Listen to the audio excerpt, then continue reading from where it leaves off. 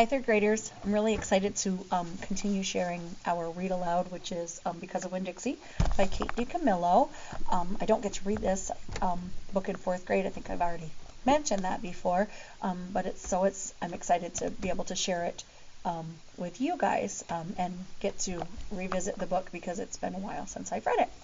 So we had finished off with Opal talking to her father, the preacher, about her mom, and she wanted to know 10 things about her mom. Remember, she thought, well, if I know 10 things about my mom that I didn't know before, then that'll help me know her better. And she wrote them all down so she could remember them, word for word, so that she could memorize them and have them, living in her heart about what kind of a person her mom was. So now I'm going to read a couple more chapters. I'm going to start with chapter 5. And we're going to see what other adventures happen with Opal and Winn Dixie. Winn Dixie couldn't stand to be left alone. We found that out real quick. If me and the preacher went off and left him by himself in the trailer, he pulled all the cushions off the couch and all the toilet paper off the roll. So we started tying him up outside with a rope when we left. That didn't work either. Winn Dixie howled until Samuel, Mrs. Detweiler's dog, started howling too.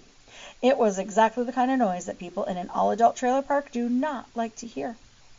He just doesn't want to be left alone, I told the preacher. That's all. Let's take him with us. I could understand the way Winn Dixie felt. Getting left behind probably made his heart feel empty. After a while, the preacher gave in, and everywhere we went, we took Winn Dixie, even to church. The Open Arms Baptist Church of Naomi isn't a regular-looking church. The building used to be a Picket Quick store, and when you walk in the front door, the first thing you see is the Picket Quick motto. It's written on the floor in little tiny red tiles that make great big letters that say, pick, pick, pick, quick, quick, quick. The preacher tried painting over those tiles, but the letters won't stay covered up, and so the preacher has just given up and let them be. The other thing about the Open Arms that is different from other churches is there aren't any pews. People have to bring in their own folding chairs and lawn chairs, and so it sometimes looks more like the congregation is watching a parade or sitting at a barbecue instead of being at church. It's kind of a strange church, and I thought Winn Dixie would fit right in. But the first time we brought Winn Dixie to the Open Arms, the preacher tied him outside the front door. Why did we bring him all the way here just to tie him up? I asked the preacher. Because dogs don't belong in church, Opal, the preacher said. That's why. He tied Winn Dixie up to a tree and said how there was lots of shade for him and that it ought to work out real good. Well, it didn't. The service started and there was some singing and some sharing and some praying, and then the preacher started preaching. And he wasn't but 2 or 3 words into a sermon when there was a terrible howl coming from outside. The preacher tried to ignore it. Today, he said, "Aroo," said Winn Dixie. "Please," said the preacher. "Aroo," said Winn Dixie back. "Friends," said the preacher. "Aroo," wailed Winn Dixie. Everyone turned in their lawn chairs and fold-up chairs and looked at one another. "Opal," said the preacher. "Ow," said Winn Dixie. "Yes, sir," I said. "Go get that dog," he yelled. "Yes, sir," I yelled back. I went outside and untied Winn Dixie and brought him inside, and he sat down beside me and smiled up at the preacher. And the preacher couldn't help it. He smiled back. Winn Dixie had that effect on him. And so the preacher started in preaching again. Winn Dixie sat there listening to it, wiggling his ears this way and that, trying to catch all the words, and everything would have been all right, except that a mouse ran across the floor. The Open Arms had mice. They were there from when it was a Picket Quick, and there were lots of good things to eat in the building. And when the Picket Quick became the Open Arms Baptist Church of Naomi, the mice stayed around to eat all the leftover crumbs from the potluck suppers. The preacher kept on saying he was going to have to do something about them, but he never did. Because the truth is he couldn't stand the thought of hurting anything, even a mouse. Well, Winn Dixie saw that mouse, and he was up and after him. One minute everything was quiet and serious, and the preacher was going on and on and on. And the next minute, Winn Dixie looked like a furry bullet shooting across the building, chasing that mouse. He was barking, and his feet were skidding all over the polished Picket Quick floor. And people were clapping and hollering and pointing. They really went wild when Winn Dixie actually caught the mouse. "I have never in my life seen a dog catch a mouse," said Mrs. Nordley. She was sitting next to me. "He is a special dog," I told her. "I imagine so," she said back. Winn Dixie stood up there in front of the whole church, wagging his tail and holding the mouse real careful in his mouth, holding on to him tight, but not squishing him. I believe that mutt has got some retriever in him, said somebody behind me. That's a hunting dog. Winn Dixie took the mouse over to the preacher and dropped it at his feet. And when the mouse tried to get away, Winn Dixie put his paw right on the mouse's tail. And then he smiled up at the preacher. He showed all his teeth. The preacher looked down at the mouse. He looked at Winn Dixie. He looked at me. He rubbed his nose. It got real quiet in the picket quick. Let us pray, the preacher finally said, for this mouse. And everybody started laughing and clapping. The preacher picked up the mouse by the tail and walked in, threw it out the front door of the picket quick, and everybody applauded again. Then he came back, and we all prayed together. I prayed for my mama. I told God how much she would have enjoyed hearing the story of Winn Dixie catching that mouse. It would have made her laugh. I asked God if maybe I could be the one to tell her that story someday. And then I talked to God about how I was lonely in Naomi because I didn't know that many kids, only the ones from church, and there weren't that many kids in the open arms, just Dunlop and Stevie Dewberry, two brothers who weren't twins but looked like they were, and Amanda Wilkinson, whose face was always pinched up like she was smelling something real bad, and Sweetie Pie Thomas, who was only 5 years old and still mostly a baby. And none of them wanted to be my friend anyway, because they probably thought I'd tell on them to the preacher for every little thing they did wrong. And then they would get in trouble with God and their parents. So I told God that I was lonely, even having Winn Dixie. And finally I prayed for the mouse, like the preacher suggested. I prayed that he didn't get hurt when he was flying out the door of the Open Arms Baptist Church of Naomi. I prayed that he landed on a nice, soft patch of grass. Chapter 6. I spent a lot of time that summer at the Herman W. Block Memorial Library. The Herman W. Block Memorial Library sounds like it would be a big, fancy place, but it's not.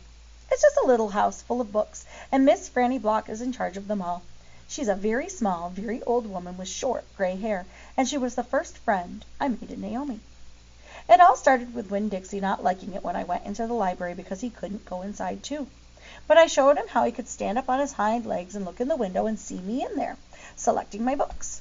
And he was okay as long as he could see me. But the thing was, the first time Miss Franny Block saw Winn Dixie standing up on his hind legs like that, looking in the window, she didn't think he was a dog. She thought he was a bear. This is what happened. I was picking up my books and kind of humming to myself, and all of a sudden there was this loud and scary scream. I went running up to the front of the library, and there was Miss Franny Block sitting on the floor behind her desk. Miss Franny, I said, are you all right? A bear, she said. A bear? I asked. He's come back, she said. He has? I asked. Where is he? Out there, she said, and raised her finger and pointed at Winn Dixie standing up on his hind legs looking in the window for me. Miss Franny Block, I said, that's not a bear. That's a dog. That's my dog, Winn Dixie. Are you positive? She asked. Yes, ma'am, I told her. I'm positive. He's my dog. I would know him anywhere. Miss Franny sat there trembling and shaking. Come on, I said. Let me help you up. It's okay. I stuck out my hand and Miss Franny took hold of it and I pulled her up off the floor. She didn't weigh hardly anything at all. Once she was standing on her feet, she started acting all embarrassed, saying how I must think she was a silly old lady, mistaking a dog for a bear, but that she had a bad experience with a bear coming into the Herman W. Block Memorial Library a long time ago, and she never had quite gotten over it. When did it happen? I asked her. Well, said Miss Franny, it's a very long story. That's okay, I told her. I'm like my mama in that I like to be told stories, but before you start telling it, can Winn Dixie come in and listen too? He gets lonely without me. Well, I don't know, said Miss Franny. Dogs are not allowed in the Herman W. Block Memorial Library. He'll be good, I told her. He's a dog who goes to church. And before she could say yes or no, I went outside and got Winn Dixie, and he came in and lay down with a whoop and a sigh right at Miss Franny's feet. She looked down at him and said, He's most certainly is a large dog. Yes, ma'am, I told her. He has a large heart. Well, Miss Franny said. She bent over and gave Winn Dixie a pat on the head, and Winn Dixie wagged his tail back and forth and snuffled his nose on her little old lady feet.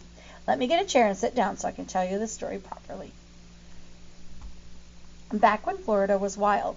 Chapter 7. Back when Florida was wild, when it consisted of nothing but palmetto trees and mosquitoes, so big they could fly away with you. Miss Franny Block started in, and I was just a little girl no bigger than you. My father, Herman W. Block, told me that I could have anything I wanted for my birthday. Anything at all. Miss Franny looked around the library. She leaned in close to me. But I don't want to appear prideful, she said. But my daddy was a very rich man. A very, very rich man. She nodded and then leaned back and said, and I was a little girl who loved to read, so I told him I said, Daddy, I would most certainly love to have a library for my birthday. A small little library would be wonderful. You asked for a whole library? A small one, Miss Franny nodded. I wanted a little house full of nothing but books, and I wanted to share them too. And I got my wish.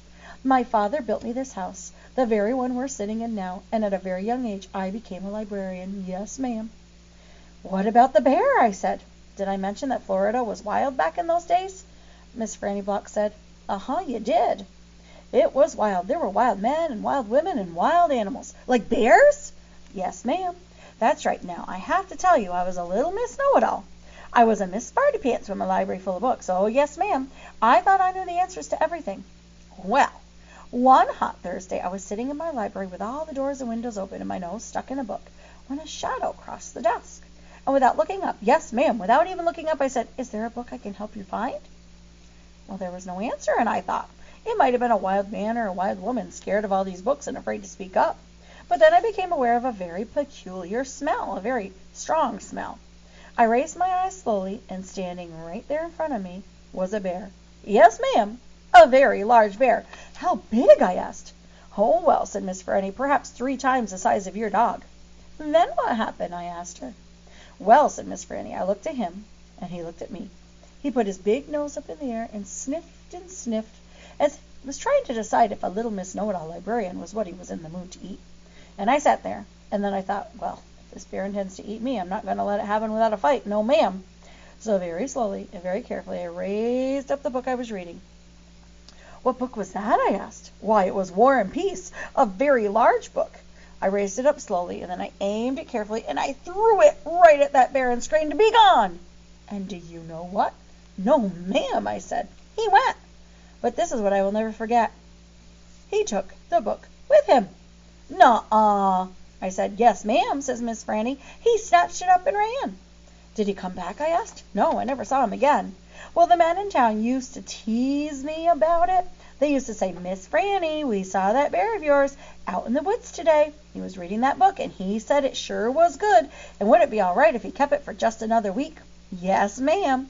They did tease me about it, she sighed. I imagine I'm the only one left from those days. I imagine I'm the only one that even recalls that bear. All my friends, everyone I knew when I was young, they're all dead and gone. She sighed again. She looked sad and old and wrinkled. It was the same way I felt sometimes, being friendless in a new town and not having a mamma to comfort me. I sighed too. Winn Dixie raised his head off his paws and looked back and forth between me and Miss Franny. He sat up then and showed Miss Franny his teeth. Well, now, look at that, she said. The dog is smiling at me. It's a talent of his, I told her. It's a fine talent, Miss Franny said, a very fine talent. And she smiled back at Winn Dixie. We could be friends, I said to Miss Franny. I mean, you and me and Winn Dixie, we could all be friends. Miss Franny smiled even bigger. Why, that would be grand, she said, just grand. And right that minute, right when the 3 of us had decided to be friends, who should come marching into the Herman W. Block Memorial Library but old pinch-faced Amanda Wilkinson. She walked right up to Miss Franny's desk and said, I finished Johnny Tremaine, and I enjoyed it very much. I would like something even more difficult to read now because I am an advanced reader. Yes, dear, I know, said Miss Franny. She got up out of her chair. Amanda pretended like I wasn't even there. She stared right past me. Are dogs allowed in this library? She asked Miss Franny as they walked away. Certain ones, said Miss Franny. A select few. And then she turned around and winked at me, and I smiled back. I had just made my very first friend in Naomi, and nobody was going to mess that up for me, not even old pinch-faced Amanda Wilkinson. So we're going to stop right there. So Opal's starting to feel a little more comfortable, right? She now has Winn Dixie. She has her friend in Miss Franny, who is the librarian. So she's starting to feel a little more comfortable, feel a little better about being in the new town that she's living in. So I hope you enjoyed those 3 chapters, and I will read a few more next week. Have a great week. Bye, guys.